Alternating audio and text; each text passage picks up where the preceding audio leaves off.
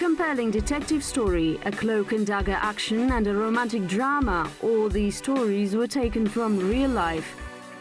The history of Kazakhstan is inseparable from the world history. Reflections on history, our version.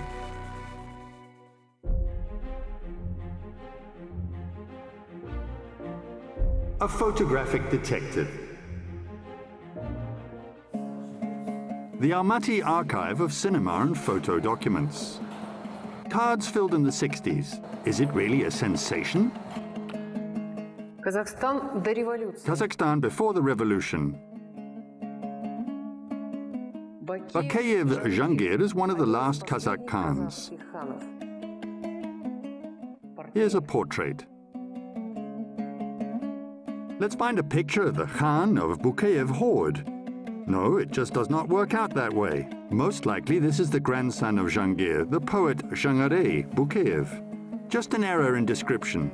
In Soviet times, few people were interested in Khans. It wasn't safe. Therefore, it's not surprising that in Kazakh history, including photographic history, there are so many undeveloped prints. Almost detective-like. And according to the laws of the genre, the result is unexpected.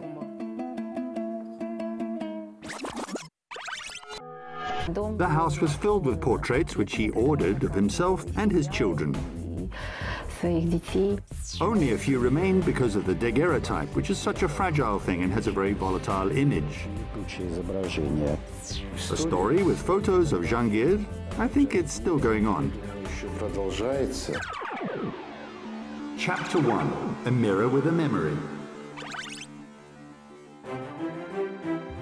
These portraits do not flatter anyone. They don't hide a single wrinkle, nothing that an obliging artist usually does not pay attention to. Many don't like this accuracy, but on the other hand, it's amazing. From the newspaper Northern Bee, 1843. St. Petersburg, the Office of Curiosities. Khan Jangir and his wife Fatima probably have been here. In some ways, they are still here. It is commonly believed that this photo shows the royal couple. With some high probability, we can say that this is Jangir Khan of the Bakeyev horde and his wife, but we cannot confirm this reliably. For a long time, it was considered the earliest photo of the Department of Central Asia, dated no later than 1845, the time of the Khan's death. The picture is glued to a white passport. Of the adornments, the stigma atelier of Vishnevsky. In 1834, Jangir Khan was seen wearing the same clothes in which he was taken in the photograph. A skull cap covered with sable, a Kazakh pointed cap on its side, and a flattering on its side on the right. From the article by Valentina Prishchepova about the portrait of Jangir. From the point of view of probability, it's quite possible. 1839 is the year of the photo. More precisely, of the daguerreotype. In November 1841, the first atelier was already in the Russian capital. The owners were Frenchmen Alfred d'Avignon and Henry Le Faucon. The Museum of Photography, St. Petersburg. It was impossible to wear light blue things, pale pink things, yellow. It was better not to wear because the emulsion was sensitive to not all the colors of the spectrum, and accordingly, the image could end up unnatural. The rule of etiquette for the upper classes is compressed lips and a serious face. A smile is the lot of simpletons. Daguerreotypes often called a mirror with memory. The image turned out to be a mirror. Maybe that's why Emperor Nicholas was never photographed. He was such a man who scrupulously sought accuracy. Let's say in wearing a uniform, and in his presence, all were in uniform. And on the daguerreotype, the saber was on the other side, all the orders and medals on the other side. It was out of shape.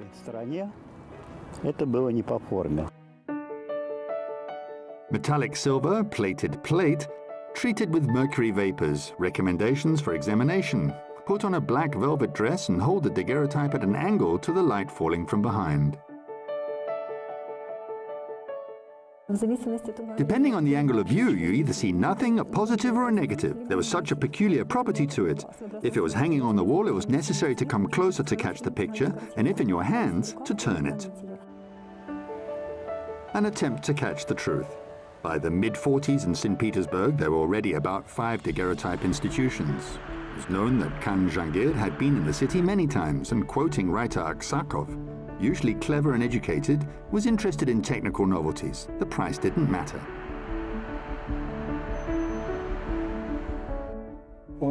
He always demanded from his subordinates to search for a new exchange experience, if possible to invite the masters themselves. The daguerreotype cost, well, already there were by the end of the 40s, it was about 3 rubles. It was quite a serious price. For this money, one could buy a cow. And the paying capacity of citizens was low, and the master of the light painting moved to travel. The first of them, the aforementioned Frenchman d'Avignon from 1843 to 1845, traveled around Siberia and visited Central Asia. He photographed everyone who could afford it, wealthy merchants, of course, and governors. But in Astrakhan, where allegedly the Khan and his wife were photographed, there is no mention of him. But he was in Kazan, when in 1844 the city was visited by Jahangir Khan. 6 traveling daguerreotypists worked there, including d'Avignon. How could a Khan, an honorary member of Kazan University who was not averse to fashionable trends, not visit one of them?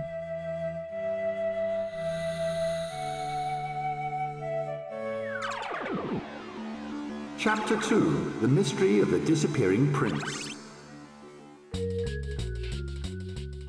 Do not pass the passion for daguerreotype portraits. One should always wait for their turn. Pleasant entertainment to the guards officers. Nothing in the daguerreotype comes out as distinctly and effectively as sewing your uniform and epaulettes. The newspaper, Northern Bee, 1843. Astrakhan, the local history museum. Photos of Stepan Vishnevsky. Here is the Kalmuk princess, Elzentsuk. More pictures. The similarity in design is easy to grasp, but the atelier was opened in 1861, 16 years after Jahangir's death. He died in 45, and the studio of Vishnevsky started in the 60s. However, it could be a reprint. Daguerreotypes are sensitive. The image sometimes just disappears in front of your eyes, and to save it, they turned again to photographers. Photographers willingly provided such services with a reshoot and a restoration. Relatives of the Khan live near Astrakhan. They could have done the reprint. And then the question is, how much does the image correspond to the realities of the time? In the photo, a young woman holds her hand near the stomach, as if emphasizing that she is expecting. From the article by Valentina Prishepova about the portrait of Jahangir. If we assume that we have Fatima, the Khan's woman in the picture, then this pregnancy was not taken into account by the historians. The youngest son of the royal couple was Gubaydullah. Gubaydullah was born to Khan Jahangir and his second wife Fatima in 1840. Второй жены Фатимы в 1840 году. And at this time, neither in Astrakhan nor in St. Petersburg did a photo studio exist. And other details do not match with historical chronicles. It is known that Jahangir had the highest military rank. Jahangir is the first general of the Kazakhs. The rank of Major General corresponds to 2 stars. There is only 1 in the photo. Epaulettes were applied with thick fringes, which is also not observed. The uniform of the Khan should look like that approximately. Uralsk, the Museum of Jahangir. And there was a crimson ribbon, and of course there were orders of the 1st and 2nd degree. The one who posed had only a commander-in-chief rank. And one more picture, which is attributed to the Khan. Obviously, it's not a daguerreotype. It was made in the 60s. Neither of these photos stand up to criticism. So at least one secret can be closed and open up new ones. Then, who is in these pictures? And still maybe the Khan's picture exists? Chapter 3, A Detective with Continuation. Joseph Weniger from Vienna is honored to announce to the most respectable public that in all weather, he produces daguerreotype portraits for individuals and groups. Prices vary from 5 to 10 rubles for a good match. The session lasts a few seconds. From the Vedomosti of the St. Petersburg City Police, 1844.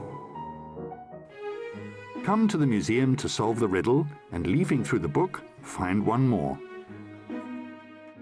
This is a group of Kazakhs in national clothing. This picture is stored in the Russian Ethnographic Museum, made in the studio of Veninger. In the center of the composition is the most important person. Nearby, clinging to his knees, is a boy of about 10 years. Apparently his relative, perhaps his son. Rich clothes emphasize their belonging to the upper class. High hats made of white felt were among the most prestigious headdresses. Can this be Khan Jahangir? Veninger's photo house was opened in 1843. The Khan and his retinue could have been in St. Petersburg the same year. And if he was, of course, he met with his son Sahib Gire. He studied in the Corps of Pages.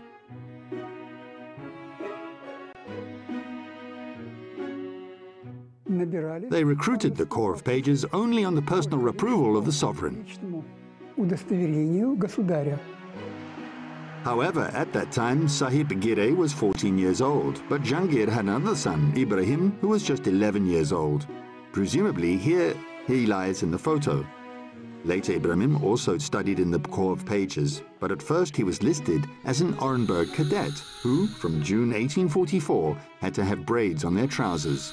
Maybe Jahangir took Ibrahim with him, for example, to agree on the accepting of the boy in the pages. The question of the two older children, Sahib Gire and Ibrahim, was being solved about their education in St. Petersburg. By the way, the daguerreotype portrait of Sahib Gire existed. Contemporaries confirm it. To the right of the hall was the entrance to the living room, a small room. There was a piano in it and portraits of the Emperor Jahangir and the son, Sahib Gire. Ivan Ivanov from the article Jahangir Khan. Not in a case, not in a box, but in a special mat. It was like an engraving or a picture. The size could be either a full plate or half, quarter, and in this form was already hung on the wall. Weren't the plates made at the same time? And how did this one survive? Later, of course, they learned how to make copies. You could duplicate daguerreotypes, but initially it was just one copy. Jahangir Khan, at the supposed time, was little more than 40 years old, which is exactly the same as the age of the men on the daguerreotype. For comparison, this is the photo of the younger son of the Khan, Gubaydullah, approximately at the same age. Something related can be detected. The face of the unknown looks sick. It is noteworthy that Jahangir's health in 1844 caused concern for his relatives, and it happened during the trip. Something like an apoplexy. It's difficult to judge the sophistication of a costume just as we see the orders that the Khan used to wear on solemn occasions. And this is a drawing from the portrait of a Khan which was made in his lifetime. The original was kept by his biographer, Ivanov. A strong build, medium height, grey eyes, arms white and tender, beard, moustache and eyebrows light and sparse brown. From the memoirs of Karl Gebel. And the arguments against what his eyes were are not clear, but it seems they're not grey. And most importantly, all the capital visits had to be accounted for. But so far the confirmation that the Khan was in St. Petersburg in the 1940s are not found. And as for the similarity, it could have been a relative of the Khan. Epilogue. Such strange coincidences. The catalogues indicate that this picture in 1919 was transferred to the museum by a certain Dashkov. Perhaps it was the brother of the famous collector, Pavel Dashkov. It's not known how the daguerreotype came to his hands, but it is known that Dmitry Dashkov was in the imperial suite, just like the younger son of Jahangir Gubaydullah, Genghis Khan. Service in the retinue of the sovereign, he was a retinue general. And in the same 1919, the widow of Gubaydullah was also given a part of the family possessions to the same ethnographic museum. This pillow was brought to the museum in 1919 as part of a small collection, transferred by Feodosia, Genghis Khan, the wife of the youngest son of Khan Jahangir. Perhaps it's just a coincidence, but if this is not Jahangir, then this still miraculously preserved shot is unique. one of the first pictures of the Kazakh aristocracy, if not the very first. And who is then pictured in the photo? It seems that in this photographic investigation, it is possible to put only mysteries.